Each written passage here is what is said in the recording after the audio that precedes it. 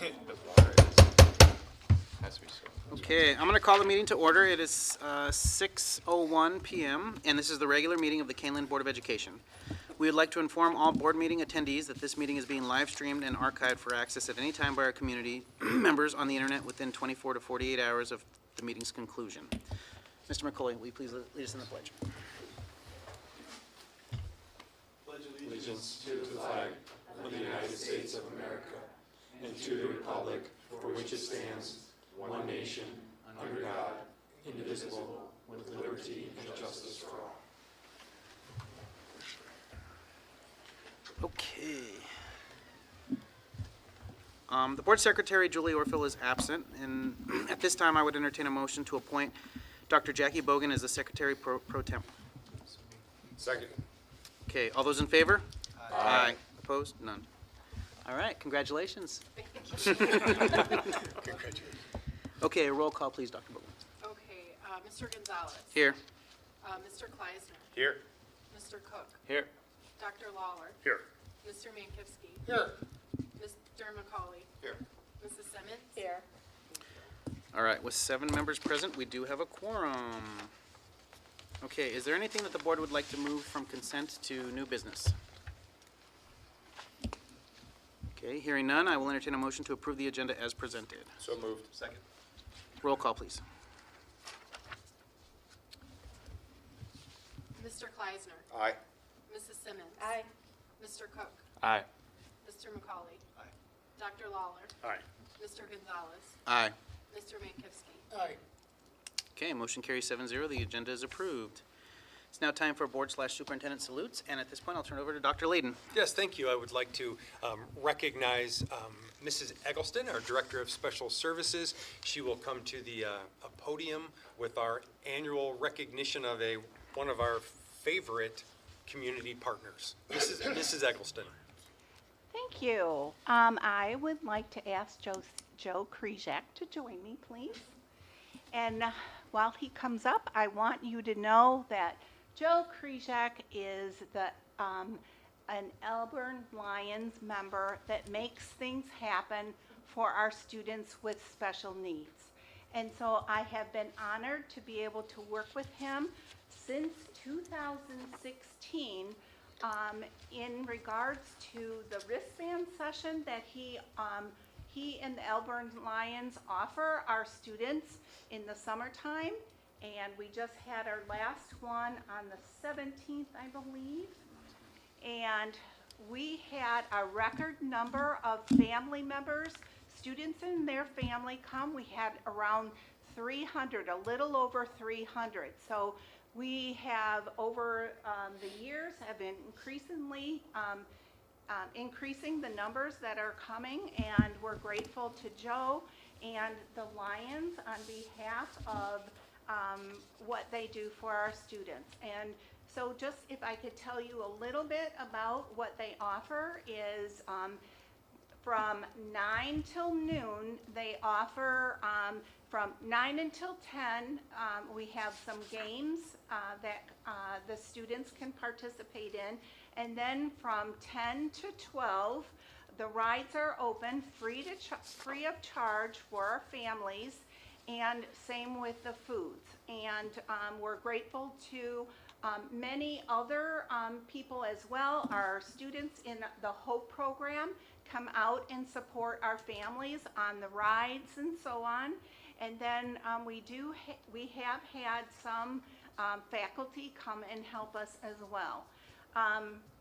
Besides the wristband session, Joe has also been instrumental in starting the movie that takes place the Saturday before the students come back to school, and we're slowly increasing the numbers there. So, in honor of Joe, thank you for everything you do for our students and their families. You are greatly, greatly appreciated.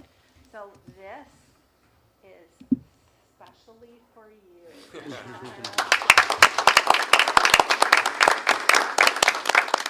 I'm confident that Joe will want to speak a little bit. Absolutely. Anybody ever hear of the dummy Charlie McCarthy? He was famous in the 50s, 40s. And his ventriloquist, Edgar Bergen. I'm Charlie McCarthy. The mastermind is Edgar Bergen, Frank Eggleston, let me tell you. So anyways, last year when I was here, Chris Walker did an article. And that article found the papers. And Lions International got hold of the article and printed a blurb in the international magazine, the winner's session. So we got some publicity. And that's sort of what we need. And I need to do a better job of getting more attendance at the theater for the free movie. I mean, it's a perfect setup. I mean, Dr. Ledden said a long time ago, he says, that would be great. He says, the kids are sort of bored, with sitting at home all the time. And we've got the Sycamore Theater, the family theater, where there's evidently a lot of parking, stuff like that. And we have a good movie. We have free popcorn, stuff like that, but we're not getting enough attendance, so we've got to change some things in order to make it, better for people to get there. So at that, thanks for the recognition. The Lions play a part of this. Also plays a part is, the carnival people. It's not a cheap date for them. I think they pay something like $17 an hour, and they have to pay these, workers to come and work an extra 2 hours, but they play a part, the carnival plays a part. The biggest part happens to be Fran Eggleston. So thanks a lot. Thank you.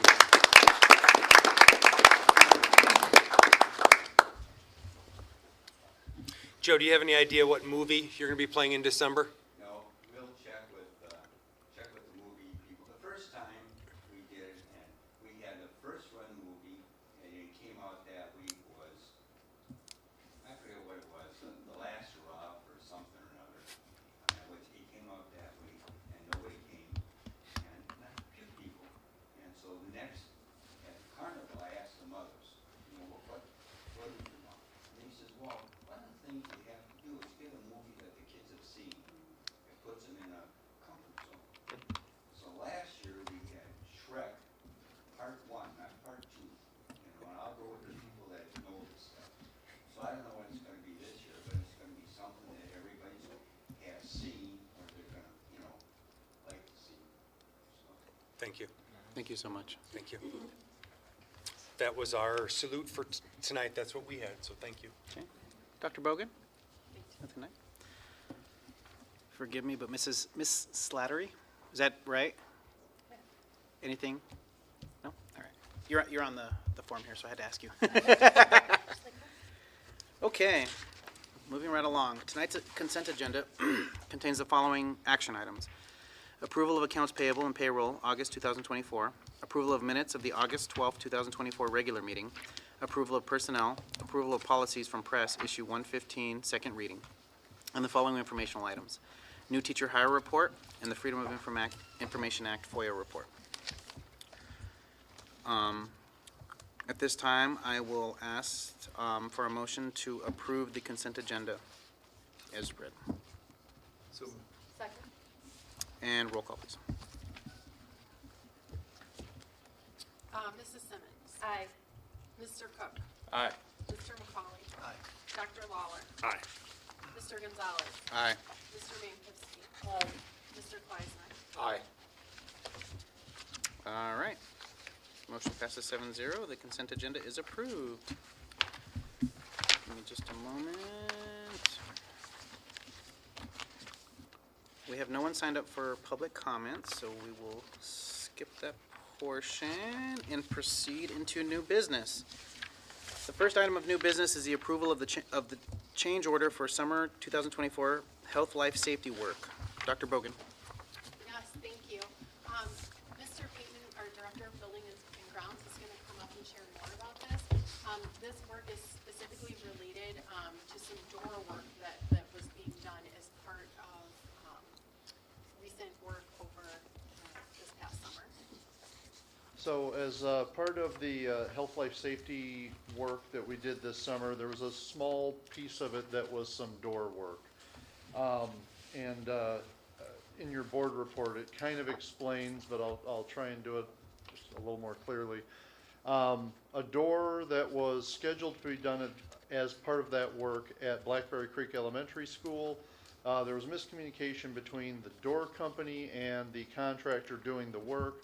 The door came in at the wrong size.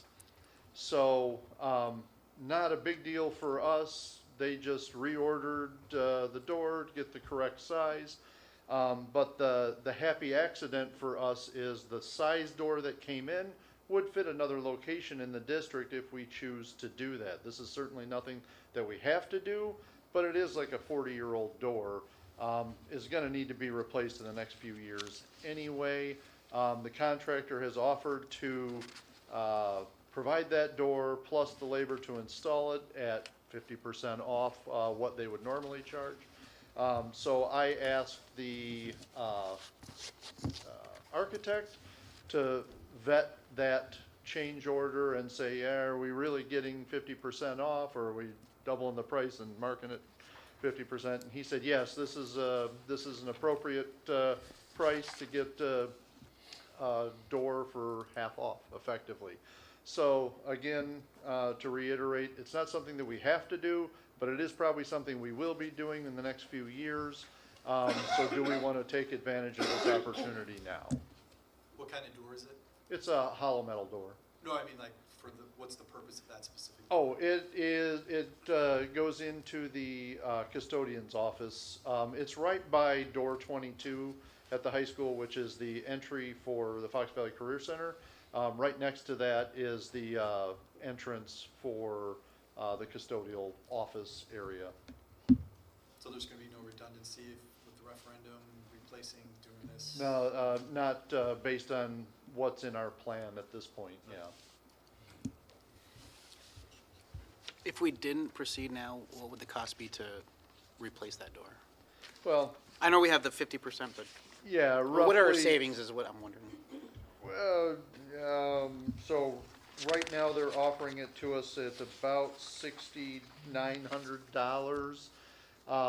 So it's roughly about a $1,400 door, or it's a set of doors. We say door, but there's two of them and the frame and all the hardware and all that kind of stuff. And then, so if we waited a couple of years, you'd have that much plus escalators, you know. Every year, everything goes up, so.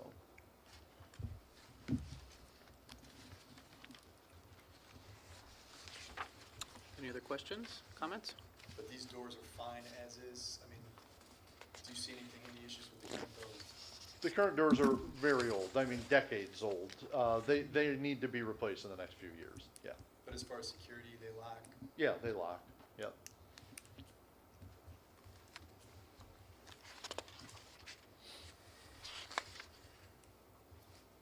Questions, comments? Nothing?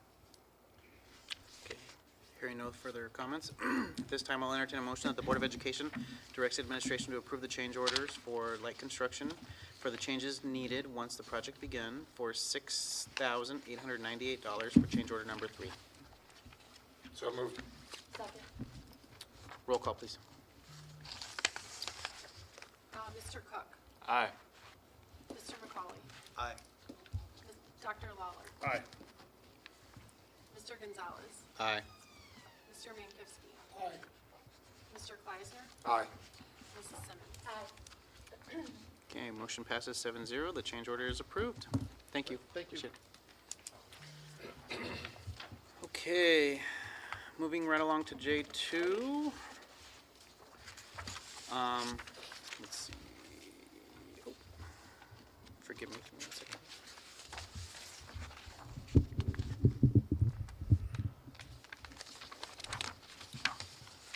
Second item of new business is the Kaneland referendum update. Dr. Layden. Yes, thank you.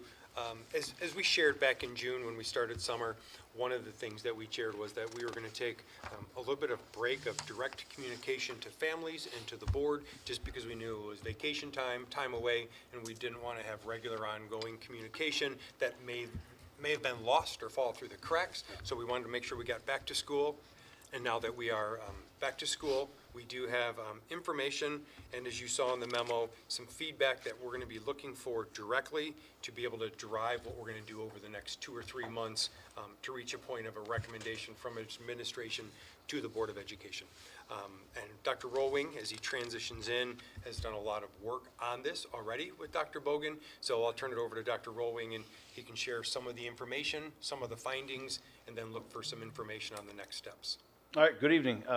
Excited to be back. Just want to provide an update. When we met last time, we talked about the next few months being outreach and gathering information from the community with a target of trying to gather some information from people who are not directly tied to the school district also. So we just wanted to provide an update. I reached out to the mayors or the village presidents, or whatever they have in those villages, via email, introducing myself and seeking information on what types of events we might be able to attend. I did receive a call from Montgomery this morning, actually, so I've set up a meeting with their village president. I'll continue to try to reach out to our other villages. Additionally, I had the opportunity to have a conversation with some of our KEA leadership to brainstorm how we can make sure that our staff is getting their voice heard in a meaningful way. So we will be planning outreach into each building. They gave me some tips as to what might be best at different levels to be able to get that information. So we will be scheduling those at each of our 7 buildings. And then I had the opportunity to speak with Ms. Slattery this afternoon about students. We want to make sure, especially at the high school level, our students' voice is heard. And so she suggested that her colleagues are talking about needs in the restrooms, which I think we've identified before. They're talking about air conditioning needs. I'm sure today is I was going to say hot topic, but that just sounds like a terrible joke. But I'm sure it is a topic of discussion today and tomorrow. And then I thought this was fascinating because it's not something I would have thought about as a 17-year-old, but boilers, a concern about boilers in the high school. So we talked about opportunities to push out a survey through the homeroom possibly, and we'll work with Ms. Cattell on this. And then through that, identifying students that might be willing to participate in some focus groups so that we have the opportunity to talk to our students, hear their voice. They live it every day. And they're the focus of what we're trying to do. So between all those things, we're planning these meetings. I want to give Dr. Bogan the opportunity to talk about some of the work she's done. Sure, thank you. Really in an effort to reach all of our stakeholder groups, we have also reached out to all of the principals at all of our buildings to find out what events they have going on across their buildings that really are reaching parents and families across the district so that we can push into those and provide information about district needs. Another way that we have tried to get the word out, or we're looking to get the word out and really get into the community, is through partnering with our different community Chamber of Commerce groups. And so we have been I have been contacting our chambers to see what events they have happening that we can really be a part of, to share some of the district needs as we go into this. And so Dr. Rollwing and I, along with the referendum planning team, are really looking in the next week or so to solidify some of the dates for those events so that we can start pulling that information together and really meeting with people out in the community and out in our various buildings. So with that being said, as we do that, I'll turn it back over to Dr. Rollwing. One of the things that you may have seen in the board memo is some homework, if you will, for the board, and it really asks about what we need from you. Yeah, so as we do this, our goal is to go out and provide information to all of the stakeholders we've identified, and then bring that information back to the board to help the board decide what direction to go. We have a date in January by which we have to make a decision as to a referendum question. So we want to be able to provide the best information for you to make that decision. And so our question really, as we interact with people. We're talking about relatively, you know, short times that we'll have with them possibly. And so what would you like the focus of that to be? What do you want to hear? What type of data do you want brought back to you? Anything that can help us determine how we set up booths or provide information or even devise a kind of a running survey for people to react after they've had the opportunity to speak with us. My first question would be, if you were to see people, ask them if they said yes or no, and if they said no, why? Okay? So we can have a better idea. We thought we knew the right targets, and if the community's saying, well, no, you missed out on this, or you missed out on that, what are we missing? What don't Okay. we know? Or if they said yes, what drew them to say yes to it? So one of my big questions has been, where do the teachers stand from this perspective? And respectfully, if they don't mind, I'd like to ask KA leadership to come up and give their opinion on where they're at in terms of where we need to be. Only because, given the timeline, like, as much information as we can have sooner rather than later, it would help us. So if you're willing, we're more than happy to have you. If not, no big deal.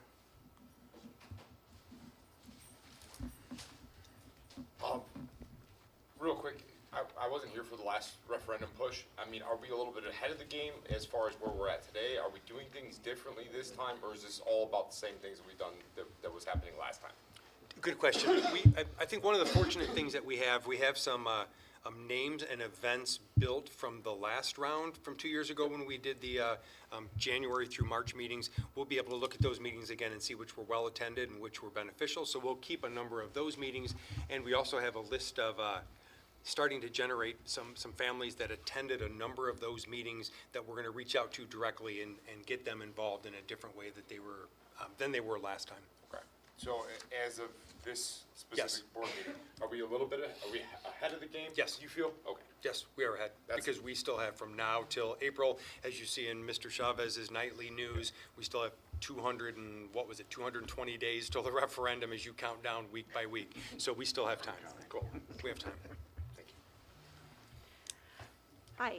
Hi, Susie Axel, KEA President. So we've talked about this at our last two exec board meetings in regards to specifically what would the teachers or KEA exec board want to see in order to feel comfortable to endorse the referendum.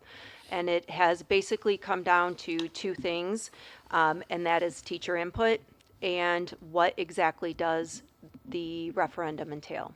So I'll talk a little bit more about the teacher input, because we had a more robust conversation today at our exec board meeting with that all stakeholders are heard regardless of what level and regardless of the building. You know, high school definitely has more things that need to be done than the elementary school, but elementary school teachers still want that chance to have input on what will be happening with that. And what they reported to me is that even if they're not highly impacted by the project, if they know that teachers at the other levels have had the say in it and they're comfortable with what it is, they're willing to support it. The other thing, as Mr. Rowling indicated, was just that teacher input. We talked about going into, for example, going to a science department meeting and saying, what do you guys need as updates to our science classrooms, getting their exact input on what they are looking for. And not only that, but then once the referendum projects are outlined, swinging back around to them and saying, this is what we have, what we've put together for science classrooms, for example, just as an example. What's your feedback on what's included in it? So just that important, getting that initial exact feedback and then coming back and giving, the additional feedback about what was actually in there. Can I ask a question on that? Is it okay? Yep. Do you have a suggestion on how we could get that feedback from you guys to us directly? Do you have thoughts on that? To the board? Yeah. We did not discuss that. Okay. We discussed that Dr. Rowling would come into our departments and have that conversation and then come back around. So that's exactly what we talked about last week in regards to it. But no, we did not talk about that at all to the board. I think, I don't want to speak for everybody, but I think we would value like that communication channel opened up, right? So, just so we know what you guys are thinking, and where you're at. Okay. Is that fair? No, I agree. Yeah. I almost feel, and again, respectfully, I almost feel like it would be value added that every time we have a discussion, we have an update from you guys in terms of where you stand. Because at the end of the day, if you set the union aside, you're representative of the teacher population. And so I think you should have a voice in this game because you're the ones that are in the building. We're not, and we're not living it like you are. So I think an active voice from you guys would be helpful, whether it be through administration or, like this. I think this is healthy dialogue. Yeah, personally. I agree. We're very open to that. So we're open to coming and having those conversations, whatever they would look like. So definitely we'd be willing to work with you on that. So, and the other thing, just for me just the transparency issue, what does it entail type thing. One of the suggestions that came from our exec board today, I think the last time there may have been a phrase, modernize the learning environment. Well, what does that mean? Okay, so be more specific in regards to what that entails in that. And then the other thing that came up is, are there opportunities for spaces that will be included in the referendum for community use? For example, the person who talked a lot about what Batavia does with their field house, how they rent it out. It's actually a revenue source for them. I mean, not like it's, but the district actually gets some revenue back in from the opportunities that they put out to the community to use the spaces that were built in that. So that was just the feedback we got today. But really, those are the two things. Transparency, what is exactly in there, and then the teacher input. So, Thank you. any other questions? No, but I think we can confidently say, and you can report back to the executive board, that transparency or level of detail has been talked about from day one from the board's perspective. So that's our expectations too. So that is going to be in there. That's going to be in there for you guys, for the parents, for the community at large, just so they understand where's these dollars actually going, where are they slated to go, just because that was such a big issue last time of just kind of blanket modernize this or do this and without, kind of more specifics, especially when it came to the schools and the classrooms and the different departments. So I think you can confidently say that should be expected. Great, thank you, and feel free to reach out anytime you guys have questions or, and I'll work with you on this other stuff. Thank you. Thank you. Thank you. So to tag on to that, so is there a timeline for when you are going to have projects outlined? Enough time, because again, in respect to what she just said about us, like we define something and then we send it out to the community and the community goes, well, I don't understand what that means. So we need enough space to maybe make some of those changes and stuff like that. So do you guys know what that looks like of when we'll have something, a draft? I think it's probably going to be kind of an evolution of things.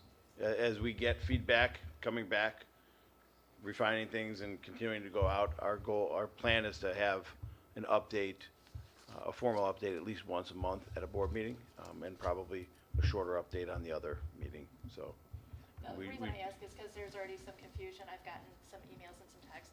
The video was sent out, or it's on YouTube, of all the different things, and obviously the track is still on it and stuff like, so there's community members who are going, are we still doing the track? What are we doing? So, again, we just want to be able to pivot, some of those things. And so some community members already think we already have a list running, and that video is our list, and trying to help them to understand that is not our list, that's us just getting information out to people so they can see, the environment and stuff like that. So just, again, responding and pivoting to some of those, questions, because it's unknown. Like I said, I've had a few just have responded to me and saying, oh, you guys already picked it, where was the conversation? You didn't talk to us about it again. You put a video out, and so making sure we kind of have full transparency when we do anything like that, so. Okay. Really good feedback, and, everyone here knows that video was really just to showcase needs, current needs of the district, so hearing that feedback from people, thinking that it's a list, I think is important for us to hear, because then we can make adjustments to that.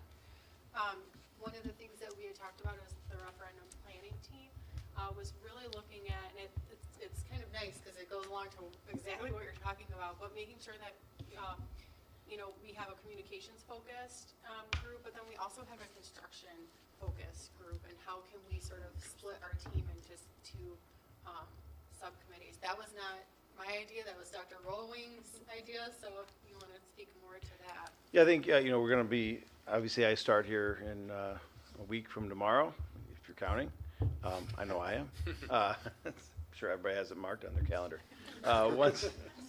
Once I get here full-time, the goal in splitting the team is, there really is, there's two pieces here, right? One is, what are the facility needs and what does that plan start to look like? And then the other is, how are we engaging the people, the stakeholders in our community?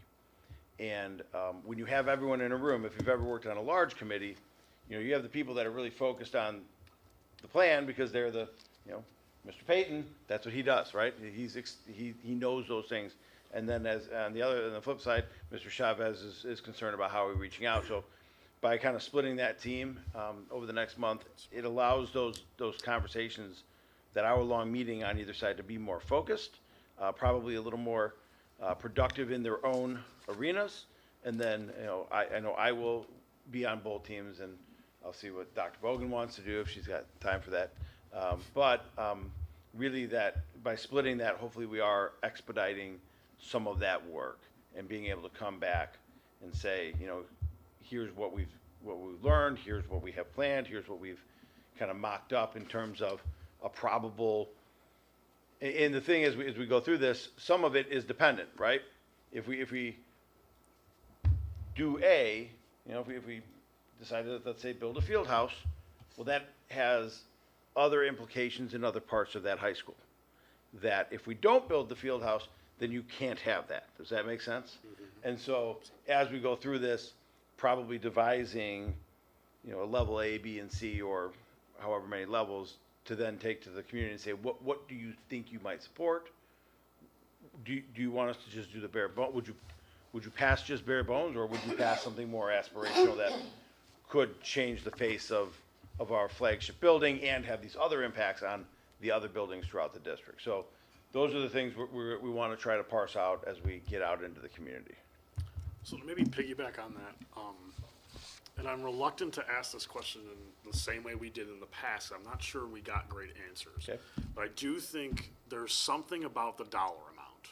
I don't know how to ask that, because I think the last time we just framed it as, here's the $50 plan, here's the $70 million plan, and here's the $140 million plan. And we kind of framed it as the Toyota, the Cadillac, and the Jaguar, and what do you want to drive? And I don't know if we got good information on that. I struggle with that to this day. Because some people said, I still hear this, I don't care how much it costs, just build me a new high school. And I was like, do you know how many, that's crazy. Do you know how much money that is? Right? But I didn't know, right? So I think dollars matter. I just don't know how they matter. Does that make sense? Yeah, and we've had the same conversation about how to ask the questions to get the information we need. Yeah. And I think there's, in my opinion, the dollars matter, but it's also, what is that dollar buying you? Yeah. And I don't want to, necessarily tier it as like, hey, this is like the used Mazda, or all the way up. But I think it's about, to me, I think it's about, like, what do we need just to keep the ship afloat? Yeah, yeah. I mean, there are some hard needs. They're not wants, they're needs. Absolutely. And then there are things that would make things somewhat better, and then there are things that would really, change the shape and the use of some of our facilities. And so I think for the question that I'm really curious is, what do the stakeholders value? Mm-hmm. And then if that's your value, are you willing to support the amount that goes with it? Does that make sense? Yeah. I think I would be hesitant to ask a specific, like, hey, would you support the 150 million? Because that sounds like an insane amount of money. Yeah. you know, to most of us, right? I mean, that's, but you're getting this for not just this school, but all these schools, and also this is how it impacts the larger Kaneland community. You know, Ms. Axel talked about how Batavia is able to utilize their field house for not just the school, but for everyone. So to summarize, it's really a value proposition, isn't it? I believe so, yes. Yeah, spend this is your return. I mean, not measured in a traditional corporate setting, Right. but it really, I mean, this is the improvement that you get. So that's the hard part. How do we define that to community members that automatically go to business-minded focus? Because like, I was at the CAC meeting and some of the parents mentioned, well, this is gonna bring more teachers into our school. They're gonna, or into our school, we're gonna have, you know, we're trying to love, you know, bring our teachers, the quality of our teachers to that next level, provide more opportunities for our current teachers. And that's what, and so how do we define that? How do we tell that story too when we're sharing that? When we're talking to somebody and they think, oh, new school, or, you know, new building, or new this and new that, new boilers, whatever it is. Well, it's so much more than that, or like modernizing, explaining, you know, defining that and saying it's just not modernizing, it is giving the teachers what they're desperately needing to do to take our students to the next level, and bringing in new teachers, more qualified teachers, you know, and so how do you, I don't know how to quantify that, you know, to help people to understand that. I wonder if there's almost a way to pose the question, if it's such that, and maybe you don't lead with a dollar amount, but based on, you know, X amount of needs across the district, facility needs, this plan, you know, meets or rectifies 80% of them. This plan rectifies 60% of them. This plan, you know, addresses 40% of them. I wonder if there's a way to sort of quantify it like that, that's really focused on the needs of the district versus leading with that dollar amount. So I like that a lot. I do think we need to put a dollar in there somewhere though, Yep. because I don't want people to think like we're hiding that dollar from them, right? But I think too, I think you brought this up, Ryan, a few months ago. I think it's important too because people are looking at their checkbooks. They want to see visually, what is it going to cost me if we do just the bare bones and we do the Jaguar and we build a new high school? You know, maybe if you put a couple charts where you put this income at this household, this tax bracket, and you do maybe 3, just to give them an idea, break it down per 12, divide it, say this is what it's going to cost you per month. You know, I think that's what people really want to see. There are some that are like, hey, fine, let's do this. But there are a lot that are like, especially those that don't have kids in the district, what are they going to get out of it? You know, what is it going to cost them? And I think another one to sell, which is huge, I went to St. Charles, I used to play indoor soccer. The field house generates a lot of revenue. And I didn't think about that, and that's an excellent idea because we played indoor soccer. I played in leagues. You'd start at Friday, 6 to midnight to 1, and then it would be all day Saturday, all day Sunday. And then you'd have, during the week, you'd have intramurals, you'd have basketball, you'd have volleyball. That is a lot of revenue that could go back into it and pay this off too. So those are 2 things that are I think Yeah, and I agree, but I think it goes even beyond the revenue piece, right? It goes into, you know, what is this investment in terms of the quality of experience that our teachers have, our students have, and our community members have, right? Even if I don't have students, but I do play indoor soccer, or if I you know, I have younger students, by the time they get to this age, they're gonna have these experiences. And I do think that by, you know, reaching out and getting some very specific asks and numbers from the students and teachers, I think that will help tell that story too. You know, I think also along those same lines too, we had 2 community members as part of the forums along the way, use the term opportunity lost a few times. Where our students are currently at Kaneland High School, they're gonna get a good experience, they're gonna be able to go to wherever their next step is, but we don't know what might be lost by not having something different for them, whether it's classrooms, field houses, any of those things. So when the parent used that, 2 different parents as feedback used that term, that was telling in a way too, that we just don't know what that is yet. So that's another immeasurable that we need to try to get to the bottom of as part of the process. I was there that night, that's it. Yep. Yeah, but I think the big thing too, right? If we can get this down to a really easy to understand expense from a tax increase, because anybody just hears tax increase and Sure. they shut down. I do, instantly. But if we break it down where we say, at just this general mean, income in value of your household, this is the expected tax increase for the first 5 years until 2028? 2029, so 5 years. Right, here's your expected tax increase per year based on generally.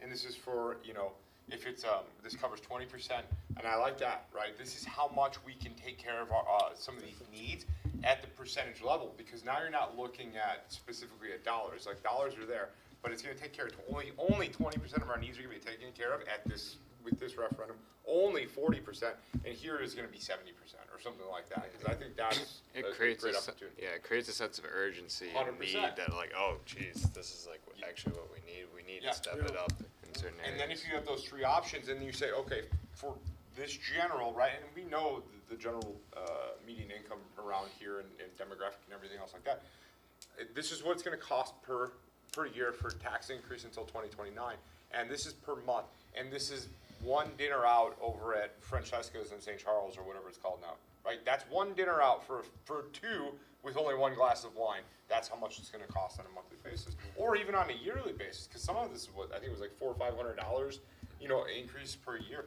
That's one dinner with your full family. I mean, quite frankly, that's how much it costs to go out. So if I shave off one dinner and take my family out to a nice restaurant one time for the entire year, that's what, that's gonna help build my kids' school, that's gonna help build our community. If we do the field house, right, then we can add that in there, pickleball tournaments, all sorts of different things. Where, I'm in Elburn, we don't have we have a community center, kind of, but it's not really a community center, right? We don't really have a space where they can have that, where it's open. It makes a whole lot of sense to actually go somewhere and have, they do have basketball there. I don't understand how they play basketball in that place, but it's scary. It's scary. I don't like going in there. But, so there's all that. I think there's a way of also communicating and selling it where we can get it down to a bite size, and no pun intended with the restaurant thing, but a bite size amount for anybody to understand. It's like, oh, okay, my taxes aren't increasing by 150 million. My taxes are gonna increase, sure, but it's gonna be $400 a year against my already $13,000 a year tax. Right. It's a pretty small percentage of that, right, at the end of the day. Okay, I won't go out to dinner for, one of these months. To the district's credit, the last time we did this, they did give us a basis for your house is valued at this. No, I And saw it that. helped me when I was voting, because it put it into perspective. I agree 100%. But I also like the strategy of splitting the construction from the communication, because there was a lot of stuff involved that people didn't see behind the scenes in terms of, we presented it that it was gonna be I didn't realize the nurse's office was on the other side of the high school. And so that new entrance, everybody thought, well, you're just spending for a new fancy entrance. Well, no, we're relocating the nurse's office so it can be where we let the students out. There are outside factors where I feel like that construction piece coinciding with the other will help with the transparency portion of it. So, I think we have a firm basis to go out there and see what we're gonna get from this. It's a second attempt at, we learn from what happened last time and we expand upon it, so. But I would say, I think in reality, while some of these things can be construed as wants, in reality, to keep up and give our students the same experience they have at just about any school in the area, we need to do these things, right? You drive around, and I'm still acclimating to some of the areas, but most of these places have field houses or at the very least, big cavernous competition gyms. The science labs in local high schools look very different. So it's not like we're asking to shoot the moon and build something that's well beyond our neighbors. Really what we're doing is a home remodel to try to, match what our neighbors are doing. It's not some shoot the moon concept here.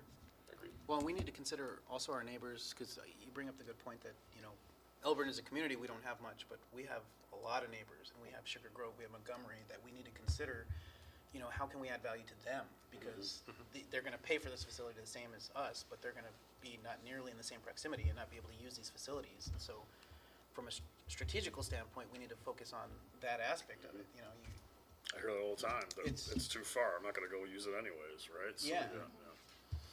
So the other thing we need to be mindful is, we have a lot of people that shut down the referendum because we won't build a new high school.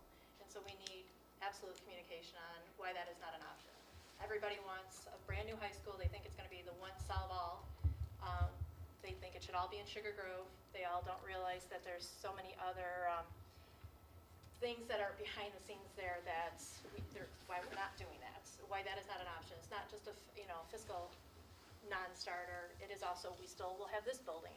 We will still have, what are we gonna do here? So everybody so there's definitely a good group of people that are just like, well, I'm not gonna accept any referendum unless it's a brand-new high school. So if we can address that too. Yeah. For the record, I'd love to have a new high school. It's just super expensive. Yeah, exactly, I know. We all would love a beautiful, brand-new school, but. All right. And anything else? Thank you, Dr. Rowley. Yep, absolutely. Thank you. Thank you. Thank you. Great discussion, guys. Okay, there's no action needed for this business item, so moving right along, we'll move on to the third item of new business, which is the approval of one FTE for a bilingual teacher at Kaneland High School. Dr. Layden. Yes, as Dr. Adkins provides each update, at the end, he throws out a caveat typically to say, if this happens, numbers-wise, he'll be back. And Dr. Adkins is back because the numbers have happened, and please fill us in, Dr. Adkins. Yes, thank you. As the board remembers, at our last board meeting, we talked about the high school and the number of students speaking a specific foreign language at the high school, and that typically we would get 2 to 3 new students early in the fall in that language group. That did occur shortly after the board meeting. So we are over the legal threshold.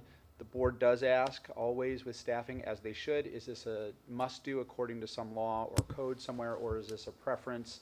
This is a must-do. I put the code into the memo for you. So we do have to have a bilingual certified teacher at the high school, and we're here to get that approved by the board based on the number of students we have there. Any questions? It's not something you can hire a para. No. It needs to be a certified bilingual instructor. So we will have to maybe potentially figure something out until December graduation time, because again, like any hard-to-fill position, bilingual certified teachers are a hard-to-fill position. We're exploring a variety of options, but yeah. To what extent, if we get 5 more bilingual students that come in, does this max us out and then? There are What- some where's the- benchmarks for that, I do believe. I'd have to look at the code more specifically to let you know. But in our look back that we did to give you that information about how many we typically expect in the spring, we usually only get 2 to 3 more in addition to that throughout the year. So I don't know that we'll get close to that, but I can come back to the board and maybe give that information to Dr. Layden for a Friday update. Because that total amount over the last few years, looking at the trend data, was 2 to 5 total for the Correct. entire year. We were at 18 and just got 2 or 3, so now we're above the 20, but it typically only bounced up by 1 or 2 more above that tops over the last 4 or 5 years. Correct. Just so you guys know, administration so they would have liked us to approve this sooner, but administration, in falling in line with our expectations, they waited until we hit that max and asked us for this, so that's why the root of that question, are we, for future purposes, but they are working hard to ensure that we're diligent with our spending, so appreciate that very much. Welcome. Thank you. Okay, further questions, comments? No? Okay, at this time, I'll entertain a motion that the Board of Education approve 1 FTE for a bilingual certified staff member at Kaneland High School. So moved. Second. Roll call, please. That's me. You waiting for Julie? Why aren't you talking? Mr. McCauley. Aye. Dr. Lawler. Aye. Mr. Gonzalez. Aye. Mr. Mankowski. Aye. Mr. Kleisner. Aye. Mrs. Simmons. Aye. Mr. Cook. Aye. Motion passes 7-0. The 1 FTE bilingual certified staff member at KHS is approved. We'll now continue on to the board/superintendent report, and I will turn that over to Dr. Lieben. Yes, thank you. Last week, we had two important meetings. We had a foundation, Kaneland Foundation meeting scheduled on the 20th. We had to postpone that meeting because we did not have a quorum that night. We were one short from our quorum, so we also are down one or two members, we believe. We don't have any formal resignations yet, but we do believe that that committee will be down. So what we'll do is, once we confirm that, we will send another press release out to our community, seeing if anybody is interested in serving on the foundation. The bylaws do say that we should have a minimum of 8 and no more than 12, and we're at about 6 right now. So we will be looking to add, hopefully, a minimum of 2, if not up to 5 or 6 to get to that max of 12. So at this point right now, that meeting was postponed. We are going to reschedule that when we can ensure that we do have a quorum to take care of that business. The next thing, last week, we also had our CAC meeting. We had 16 attendees. Thank you to Board Member Simmons for coming out to join us. The primary topics that we discussed, Dr. Rolwing attended, introduced himself, and did a rigorous Q&A with our family members of who he is and why he's interested in coming to Kaneland. So that was an opportunity for Dr. Rolwing to meet our families. David Chavez was also there too. For 2 years in a row now that we have that full-time position, we looked at feedback from the community members. What do you need for communication? How do you best access the information? What is the best way to receive it? And just a simple takeaway was our new nightly news that Mr. Chavez put out the last 3 Mondays. One of the pieces of feedback was, we get that Monday, we've already started our week. By the time we can sit down and look at the calendar in there, or the schedule, they're already to Tuesday or so. So as part of that feedback, Mr. Chavez is going to move it to a Thursday. Then that way it's a couple days before the weekend. People can get their family group together, look at the information, and then plan their week out based on their calendars versus the district calendars. Dr. Horn was also there and presented as a follow-up from last year. One of the spring topics last year to bring back this year was what more can we learn about dual credit? What can we learn more about AP classes? So Dr. Horn attended that meeting, and I shared the presentation with all of the board members as well. The classes that we offer in both AP and dual credit, what's the process to get into an AP class, a dual credit class? What does it mean then as students move on to college, career, and community ready, what that looks like? So that was helpful, and that was also, again, as we generate topics each spring for the following year, we follow up with those, and that was one. The other thing that we looked at quickly were topics for the rest of this year and locations for this year. So our next meeting is in October, and one of the primary topics that meeting will be using CAC for additional feedback, as Dr. Rolwing shared and Dr. Bogan, on the referendum. So if we need to do another tour, we'll do another tour, try to invite as many people out and use that as a forum, not just a forum opportunity to take over the meeting, but an information session along with one other topic that we have scheduled that night. So I know CAC was nice last year to allow us to hijack one of their meetings and take it over for our purposes, but we won't need to do that, fortunately. Next week, we have a Hall of Fame meeting. I know Board Vice President Mankivsky is our representative. That's next week on the 4th. I'll provide an update again this weekend on that.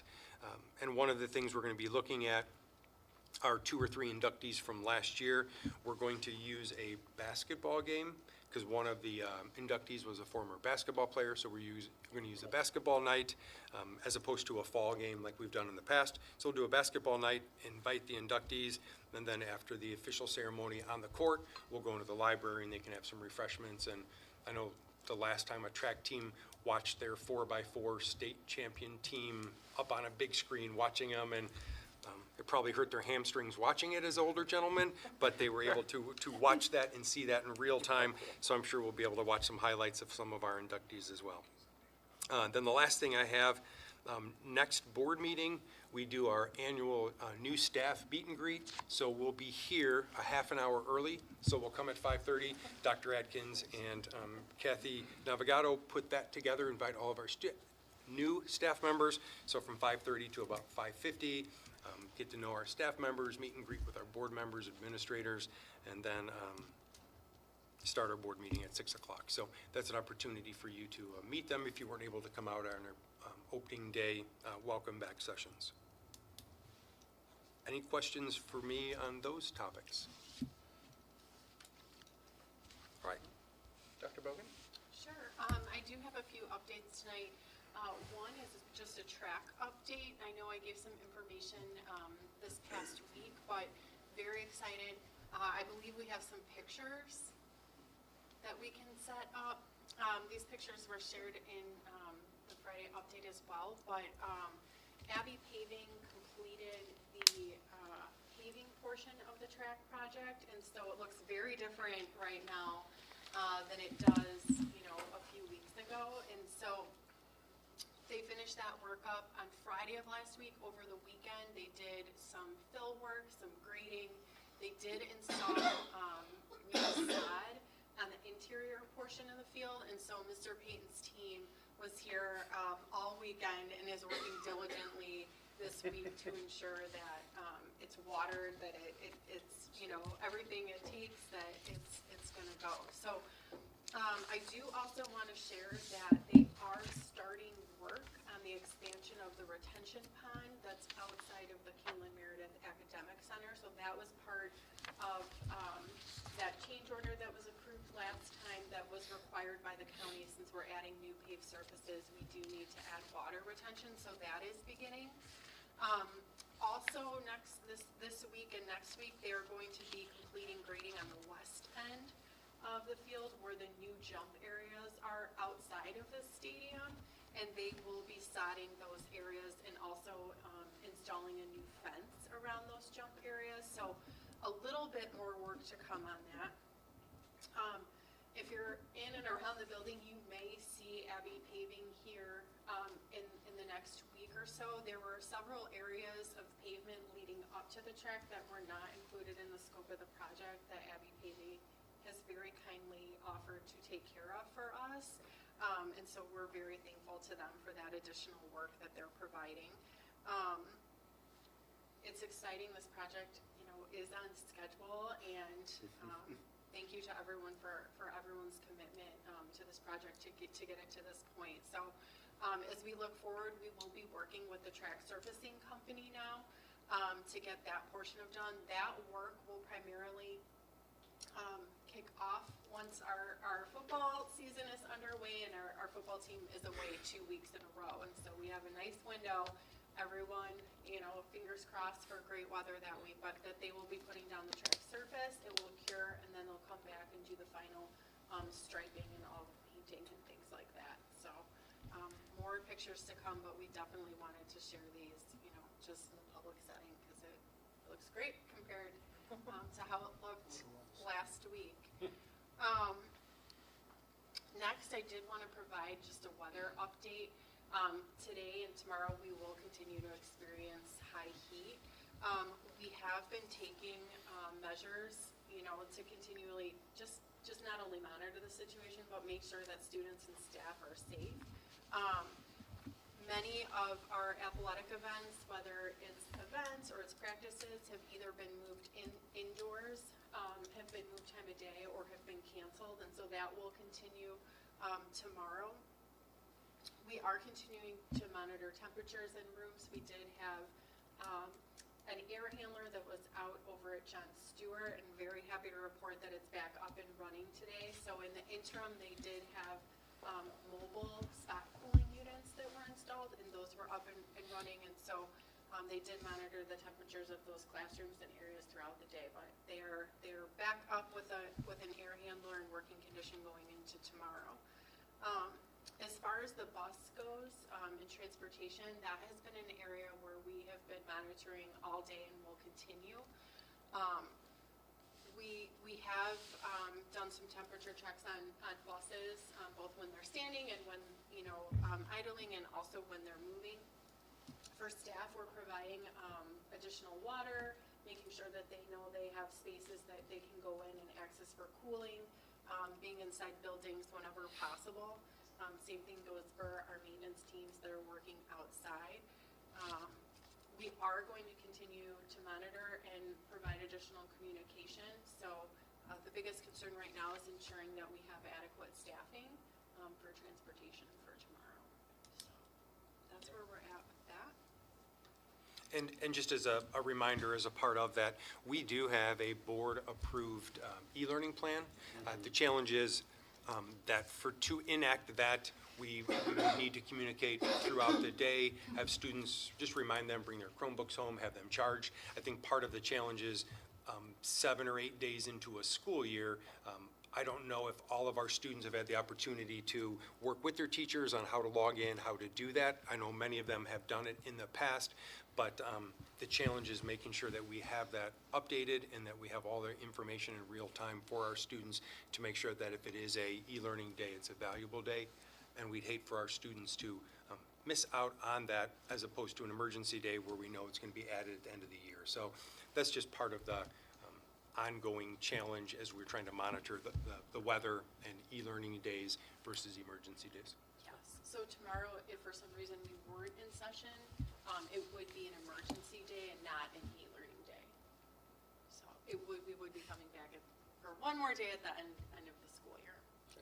Which is interesting because in all of the years of education, we've had really hot days in the fall, but to have 2 days back to back that are about 97 degrees on almost the exact day in August, 2 years in a row, is just a different trend. And I think the other thing we may need to consider is one of the challenges, again, we're only 6, 7, 8 days into the school year, and our blizzard bags for our younger students, as our teachers come back to start the school year, there are so many things they're working to try to get the school year started. Our blizzard bags were almost never used for heat days. They were always snow days. That's why we call them blizzard bags. And so unfortunately, we may have to change that name and determine how we use the first couple days of school to make sure that we have that up and ready should we have future years of heat to start a school year like this. Can you share, a lot of parents ask why we don't do half days.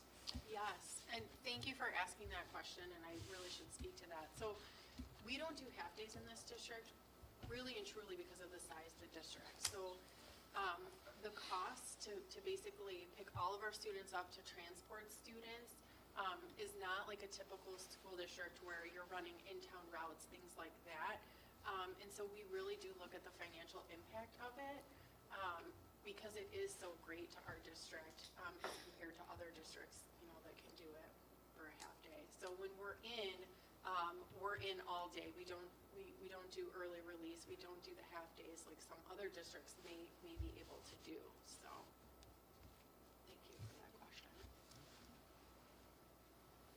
Any other questions on the weather update? I do have one other update. I did want to share with the board that tonight, just before the board meeting, we had the kickoff for our first of 2 meetings of the year, which is joint leadership between district administration, building administration, and all of our PTO, PTN, and booster organizations. And so it is probably one of the best meetings, one of my favorite meetings of the year, because it's really an opportunity for all of those groups to get together and hear what every school is doing. And so I know everyone here knows just how much our PTO, PTN, and booster groups do, but it's really amazing to hear it sort of all at once, all the many, many events that they have planned throughout the year to help support students and staff and our community. So that was a very nice way to sort of lead into this meeting. So there'll be lots of information coming out from all of the PTO groups about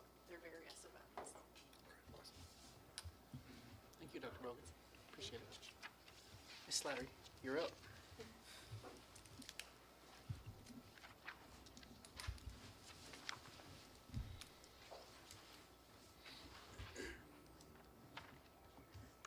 Just wanted to say congrats on the first full week back, Kaneland. On Friday the 23rd and Saturday the 24th, Kaneland High School held Nights Under the Lights, which is an event for fall sports to be showcased in scrimmages and practices, along with parent-held meetings with coaches. On Friday, volleyball and boys soccer held scrimmages, and girls tennis practice was also showcased. On Saturday, the entire football program scrimmaged by taking turns between varsity and fresh soft teams. Today, the girls tennis team was supposed to play against Plainfield Central at home, but was rescheduled due to the heat. and they'll play at Oswego High School on Thursday. Tonight, volleyball is playing against Genoa Kingston at their high school, and we'll also be playing against Wheaton North on Wednesday. The boys soccer team has a game at home on Tuesday against West Aurora. Finally, the football team's first game of the season will be on Friday at Washington High School. I also wanted to add, because I'm a part of it, but the Crier released their first supplement on August 16th, which we worked diligently through the summer on. And I also wanted to highlight 2 staff members that went to the DNC in Chicago behalf of the Crier, and I'm just extremely proud of them, and I thought it was a very cool opportunity for us, and they got real life press passes and were real press in that convention, so I was just really proud of them and wanted to highlight that. And then that's all I have for tonight. How's the start of school been? How's the start of school been? Is everyone excited to be back, or kind of? What's the vibe? Yeah. I think a lot of people miss summer, but but I mean, I am glad to be back. I get to be with all my friends constantly, so that's really nice.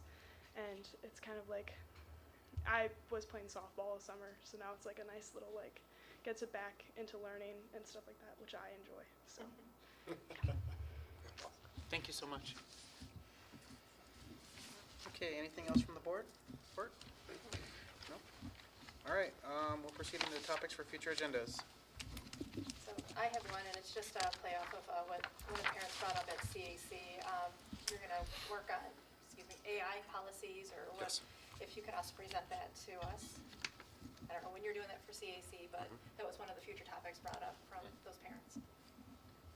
Okay, Dr. Horn and I chatted right after that meeting. There's a couple conferences coming up with some representation from Kaneland, and as we bring that back, we'll also share the same information that we would share at CAC. We'll also share here as well. Thank you. Providing we have a consensus, I believe, topic for future. Yes, thank you. Yeah. And I'm going to raise it again, the recognition for retiring administrators. Recognition for retiring administrators. Okay. If that can be put on last meeting in September or the first meeting in October, I think Okay. that would, given how things are shaking out for this year. Okay, so 2nd in September or 1st in October? Yeah, one of the two. Okay, I just want to make sure it doesn't fall off. okay, thank you. And we don't need a consensus on that one, because last time you shared the consensus. This just gives us more of a target date, so thank you. Thanks. I have one. I wanted to get the pulse of the board on this, but last meeting we talked about I don't want to use the term life safety, but the Caneville Fire Department and the changes that are going on with them. If we could potentially get an update, a monthly update, getting an understanding, expectations were set for how things are going to progress with them, and maybe if we could ask administration to keep that dialogue going and give us an update on how they're progressing. I've had committee members, just reaching out and make sure that, because anything could happen at any time, and we want to make sure that things are progressing this. Like a situation report and a progress report. Yeah, sit rep and, so this is not going to fall through the cracks. We're going to make sure targets are being hit. And I've been in touch with Chief Tyndall already with one update that I've shared with the board. So are you envisioning that it's a board update or communication here on an agenda item, consent agenda? What? The update. I think public is important, because we're getting a lot of questions from the public, and, Okay. rather than our weekly, report. Okay. Something that, during the meeting we could present and potentially ask the chief if, he's expressed that he's willing to come speak with us if we have questions, so. Continuing that dialogue. So you want me to work with Chief on a regular updating cycle and what those dates are, and we can put those on the topics? If that's the will of the board, yeah.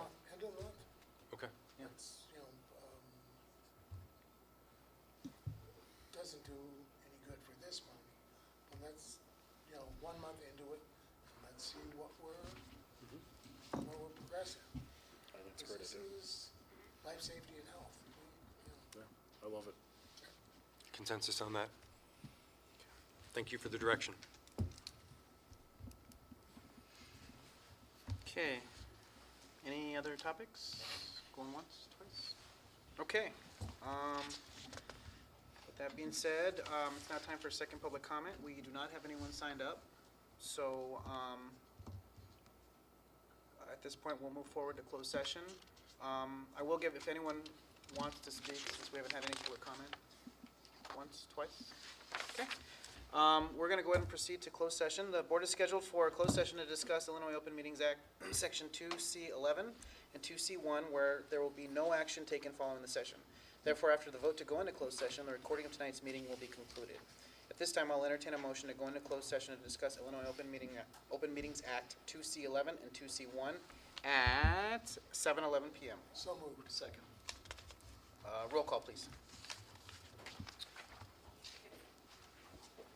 Mr. Mankowski. Aye. Mr. Kleisner. Aye. Mrs. Simmons. Aye. Mr. Cook. Aye. Mr. McCauley. Aye. Dr. Lawler. Aye. Mr. Gonzalez. Aye. All right. We will proceed to closed session.